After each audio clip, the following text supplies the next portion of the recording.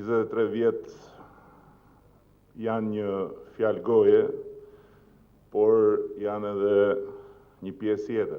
Këto 23 vjet janë edhe shumë ëndra. Ëndrat e atij dhjetori e duam Shqipërinë si gjithë Europa dhe liri demokraci. Sot e gjithë ditën mbeten sfida për të gjithë ne. Jetuam si realitet lirin, por në fakt sa u sigurua ajo në vazhdimsi në realitet. Mund t'i kërkojmë llogari vetes për sa u bëm apo nuk u bëm bashk për jetësimin e asaj ëndre, pasi gjithë bashkë e kishim thirrur me zë të lartë. Vizja e dhjetorit 90-s qëndron dhe besoj se do të qëndrojë për një kohë ende të gjatë si një dinamik unikale për shoqërinë shqiptare.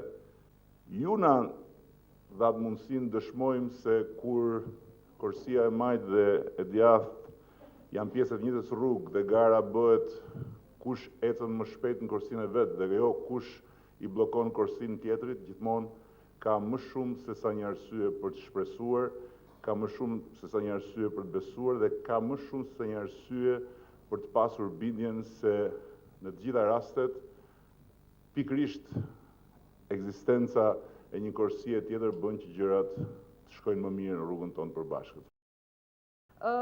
Ka qenë një moment në të cilin filloi si një aventurë antikonformiste gjithçka që bëm. Kur ishim student menduam që realiteti të cilin jetonim nuk ishte as pak i përshtatshëm për vendin ku jetonim, sepse sigurisht jetonim mes të Europës dhe nuk mund të vazhdonim që qëndronim në një diktaturë të errët si ajo e komunizmit. Sot brezi i ri kërkon që të na shikojë, të majt, të djathtë, të qendrës, student, njerëz të cilët nuk janë të angazhuar politik, të flasin me një zë, dhe zëri vetëm duhet jetë të gjithë në funksion të së ardhmes, të gjithë në shërbim të së ardhmes.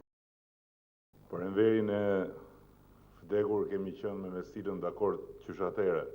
Aty ku jemi ndarë gjithë këto vite është ka enveri gjallë. Ka qenë lëvizja më e pastër sepse në mënyrë intuitive ajo rini e cila e luajti rolin e vet në atë kohë pozionoi Shqipërinë pikërisht aty ku ajo duhet ishte dhe jo rastësisht sloganet e saj kanë qenë e duam Shqipërinë si gjithë Europa.